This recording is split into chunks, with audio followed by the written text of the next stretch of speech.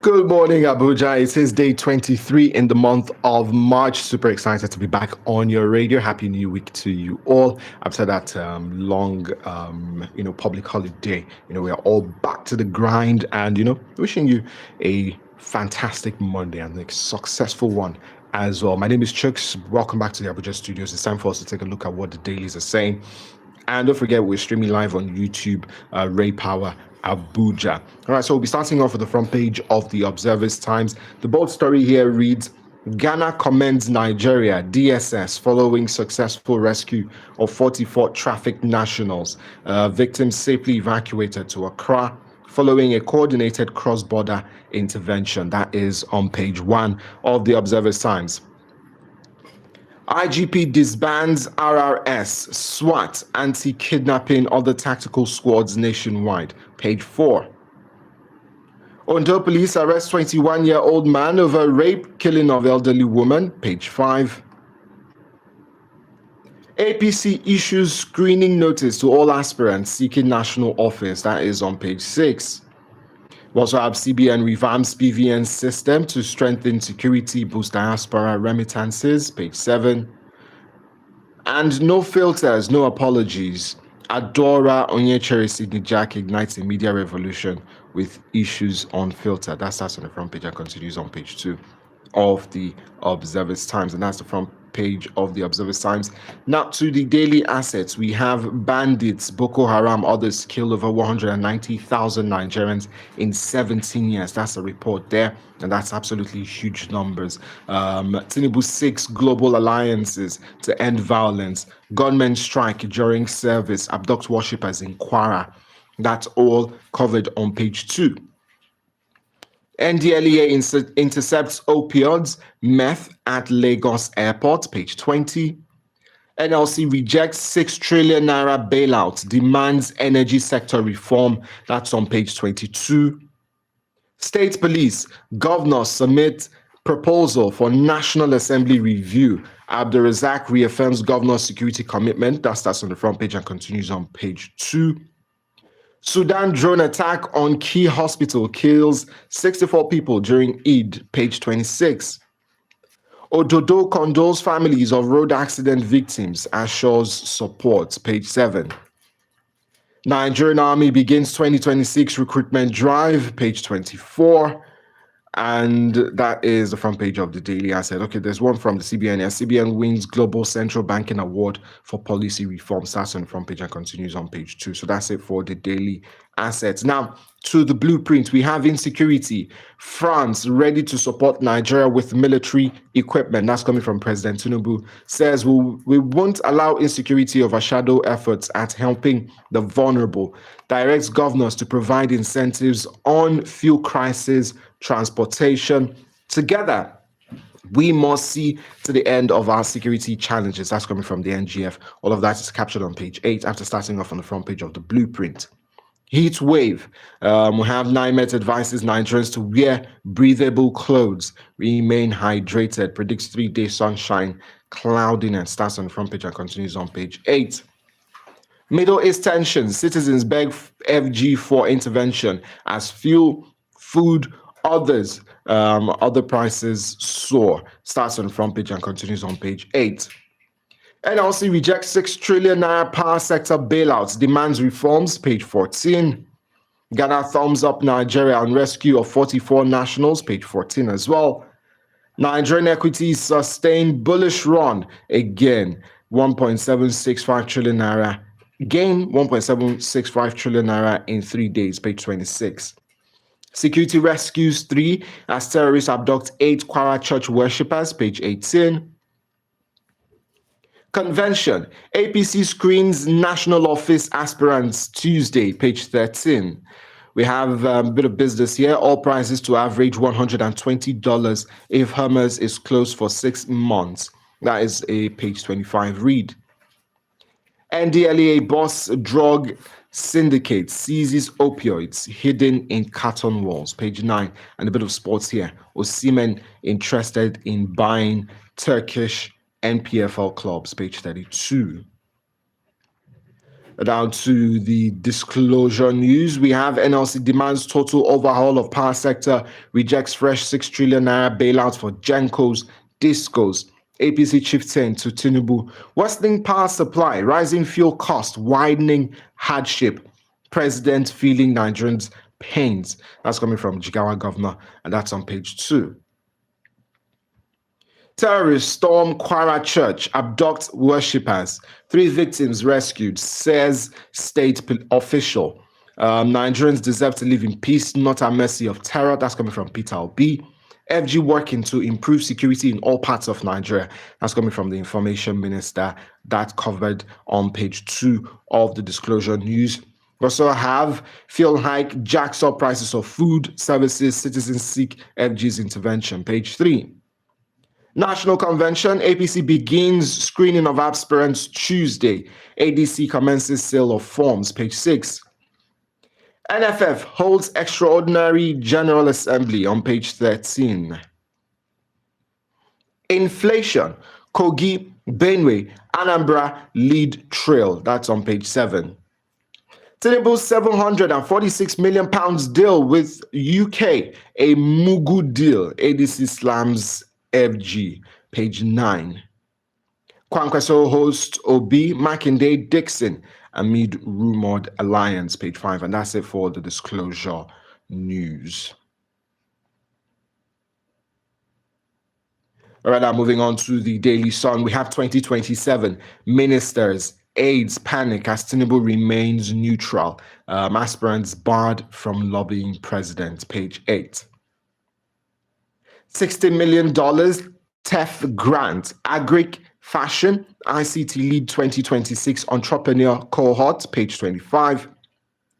Airfare hike imminent as Middle East tensions push aviation fuel to 2,557 naira per litre, page 25.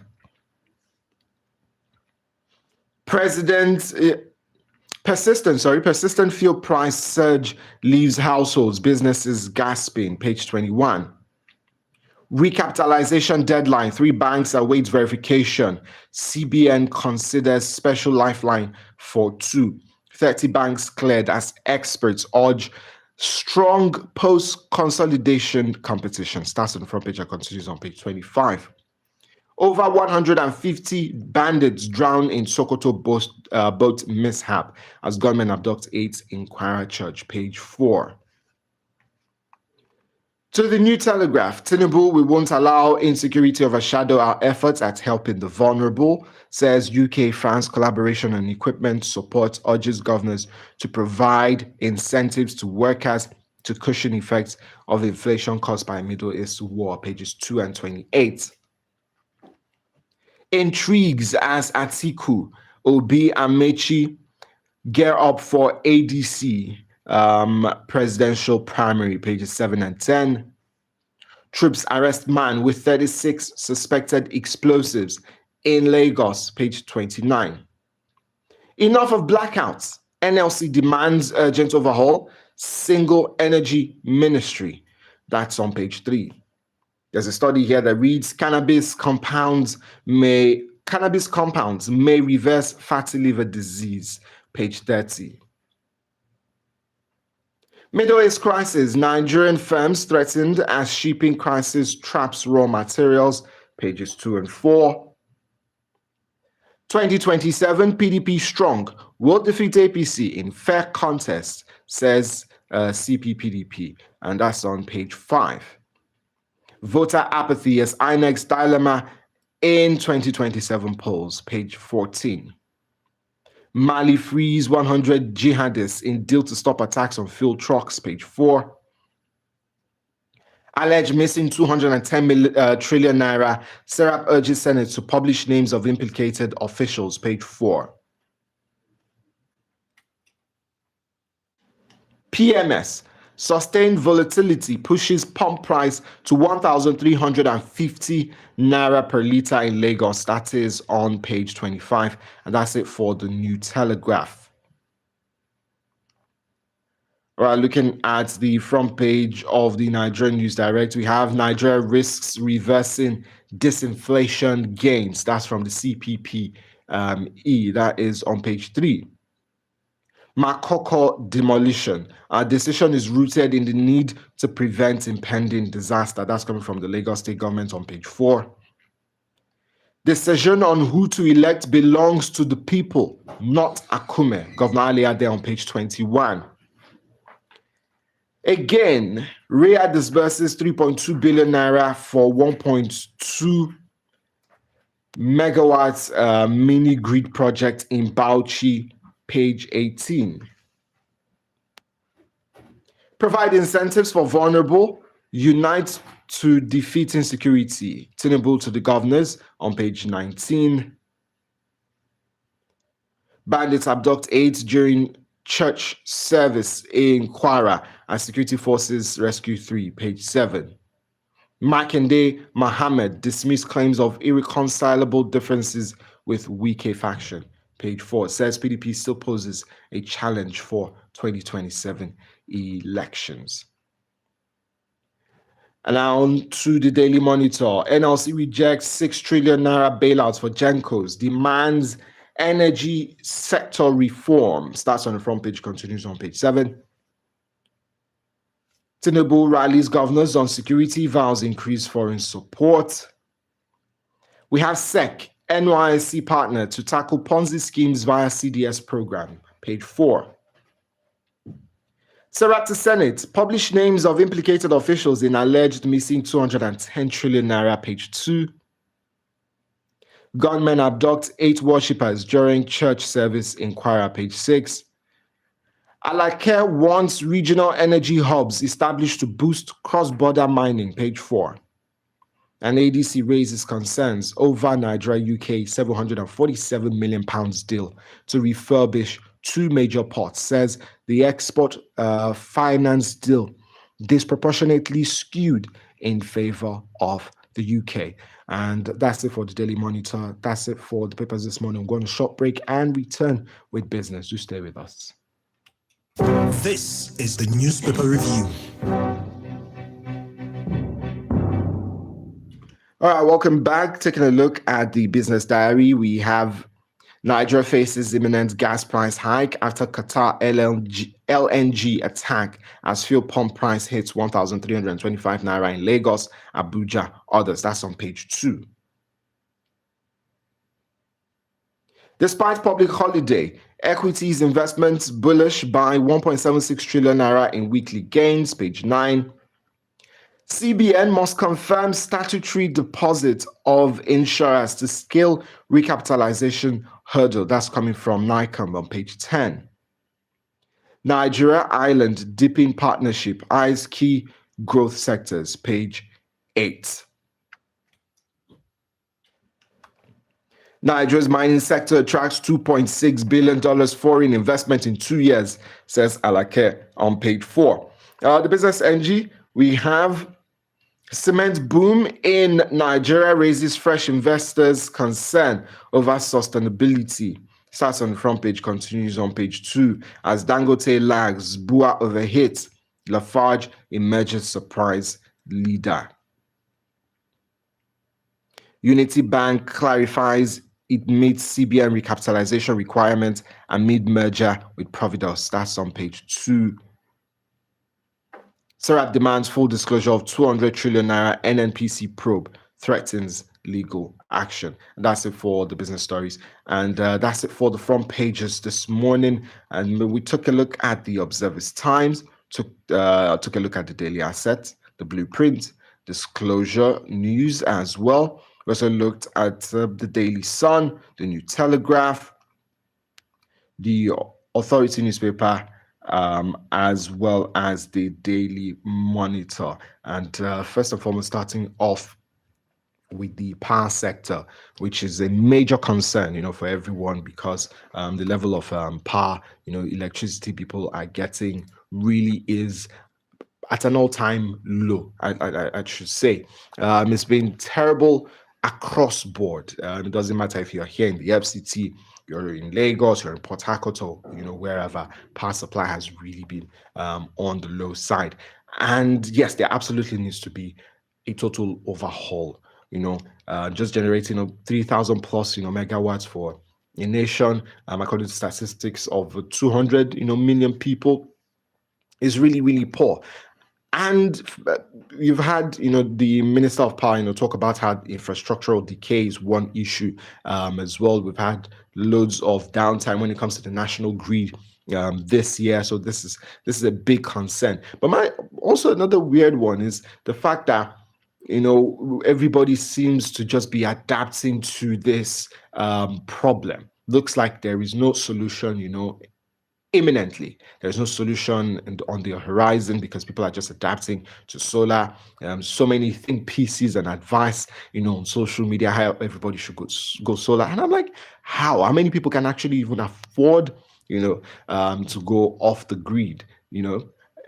People, if you look at the statistics of what a lot of Nigerians earn, you're in the high percentage if you're earning 200,000 plus. How many people actually earn that? How many people earn 500,000? How many people have the ability to get these solars into their homes? So I don't think it should be a situation where we just adapt and just go with the flow. There needs to be something done critically about the power sector, electricity generation in this country, and hopefully something will be done about it. It's easy on paper to just say people should find alternatives and all of that. Yes, there are people who can afford it, but what of the majority that cannot afford it? Do we just leave them in the dark? So this is very, very important. Businesses are suffering, considering the price of petrol, diesel at the moment, and it might go higher as well.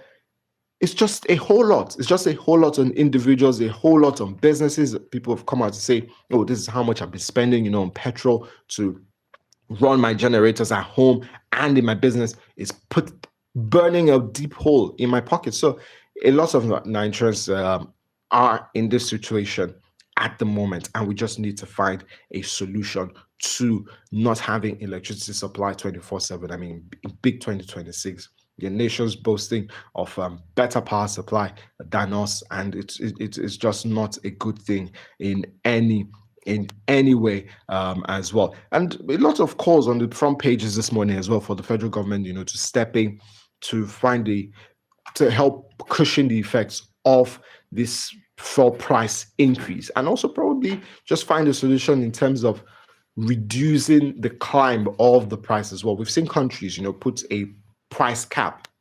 Countries like Japan put a price cap on energy supply so that people do not get priced out of things. So it's something that's alarming. Inflation, cost of goods, going up, and also what's the federal government actually planning to do? What's the federal government going to do about this issue which is facing us at the moment, or which we are facing, at the moment? So the federal government really needs to find a solution. A lot of people have talked about, flooding the markets with reserves, and or do we even have the reserves, which countries are doing? A lot of countries, as I said, are stepping in. Their governments are stepping in and stepping up to protect their citizens. So the federal government needs to look at what these other countries are doing to protect their citizens at this crucial moment, and do same for Nigerians. Nigerians should not just be left to get the brunt of whatever is happening across the world. If other countries can do that by taking a step to protect themselves and their citizens, then Nigeria should be able to take some steps as well. All right, most of the paid stories on the daily this morning, they resurface, and sad one when it comes to insecurity as well, with Kwara State and what happened with Kwara State. 8 individuals taken away from their families and friends. That's a very sad one indeed. And Kwara State at the moment still, battling with insecurity, still having this issue. We really need a solution for insecurity. Not long ago, we were talking about bombings in Borno. Now in Kwara again, I think there was a kidnapping as well midweek last week in Oyo State as well. So this issue is still bedeviling the nation. And the IGP on the Observer Signs has disbanded the RRS, SWAT, anti-kidnapping, other tactical squads nationwide. That's a very interesting headline there from the Observer's Time. So you can pick up a copy and see what plans he has, in probably is he replacing them, or is he going to just is he changing structure of things there? Because we know that the police actually needs a whole lot of restructuring, need to be do better as well. And the military, putting out its opening, on its official page on X. And a whole lot of Nigerians, we're talking about, are they going to pay Nigerians well for anybody who's interested in? And that's a very big question. If you want Nigerians to come to the military, I mean, what is it? What's in it, for them? At this moment, truthfully, I don't think there's really a lot of young Nigerians out there who feel like, oh yes, they want to join the military, they want to defend Nigeria, which is a problem in itself. So how can we, build that sense of loyalty for the country, that sense of love for the country? That these are big questions as well. What is the package for them, for their families? How do we take care of them and ensure that yes, their work will definitely, be compensated for well enough? So big questions, we need to answer for ourselves. It's not just about putting openings out there, but how do we get young Nigerians? How do we get Nigerians to come into the military to help us, tackle this insecurity issue? So this morning, you can pick up any of the dailies and you have an insight into all of the trending story. We're going to short break. When we return, we will look at some sports stories. Here is Santorini by Shay Vibes. Don't go anywhere.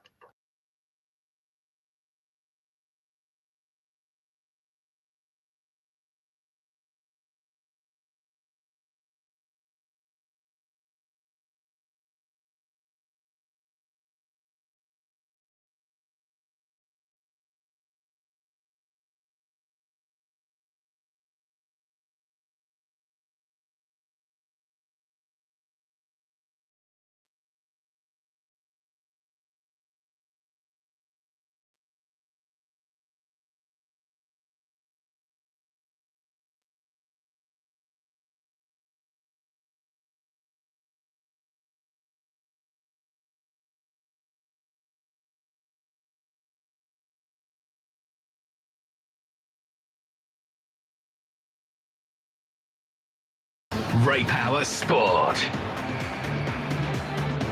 All right, welcome back. It's the Radio 100.5 FM. That was Shay Vibes there with Santorini. We just had to cut that one short, but don't worry, we still got great tunes for you on this dial. All right, so taking a look at Premier League results, Brighton did beat Liverpool to go stand, and that just gave Manchester United hopes of finishing in the top four after they drew on Friday 2-2 against Bournemouth. I think United were cheated out of that game. They were in the driver's seat to win that one, though. But some shady calls from the referee in that one. Fulham beat Burnley 3-1. It was Everton 3, Chelsea 0. And for Liam Rosner, they call him a lecturer. He looks like he doesn't have a grip on things right now at Chelsea. And you never can tell if it's going to last the entirety of his contract. Leeds United and Brentford were a bit disappointing with the goalless draw over the weekend. I think that was the only goalless draw we had in the Premier League over the weekend. We also had Newcastle United losing to Sunderland 2-1. So that's Sunderland got the double over Newcastle, their first rivals this weekend. Aston Villa beat West Ham United 2-0. For Tottenham, they lost 3-0 to Nottingham Forest, and that pushed Tottenham deep into the relegation battle. I think they're currently 17th, 18th, 17th on the table. So that's an alarming one for Spurs faithful. In the EFL Cup, Arsenal fell to a 2-0 win. They fell to a 2-0 defeat by Manchester City. Congratulations to Pep Guardiola and his side. And you could just see that Guardiola needed that trophy because he's been under a bit of scrutiny, talks about his future at City, if it was going to be there. Next season, Maresca has been, talked about as well in the media, but he probably just gave himself, another lifeline to go for another push, probably next season, considering I'm sure have it at the back of his head that the Premier League, is done and dusted. Arsenal looks like they're going to be winning that one. But this one was also important for the Arsenal. It just felt like they just needed to get that trophy, but they fell short. So they still have the Premier League, the FA Cup, and the league title, to fight for. In Spain, Barcelona beat Rayo 1-0. The Madrid derby, Real Madrid 3, Atletico Madrid 2. That derby there was really, really interesting. Vinicius Jr. scoring 2 goals in that one. Ademola Lookman scoring 1, but it wasn't enough for Atletico to get something out of that one. In Serie A, Como still flying high, 5-0 win over Pizza, and it means that Como will probably be taking a Champions League spot next season. So just because of time, we'll not be able to go into all of the details. For Inter, they faltered. They got a 1-1 draw against Fiorentina. So Fiorentina fighting to stay up in Serie A. Roma beating Lecce by a goal to 0, and Lazio beating Bologna 2-0. So that's it for Sports Update this morning. Thank you much for listening. The name is Chooks. It's the ultimate morning show. Don't forget, political platform will be coming through live on YouTube. Raypower Abuja is all you need to search for on YouTube, and that's for 9:15 a.m. But before then, it's going to be Fact File at 8:30 as well. We'll be joining our network studios in a bit for all of the programming left on the show. All right, the name is Chooks. Good morning. Providing 360 degrees of information and entertainment. Reloaded for today's Niger. Raypower. Raypower. Raypower. Raypower. Nigeria's original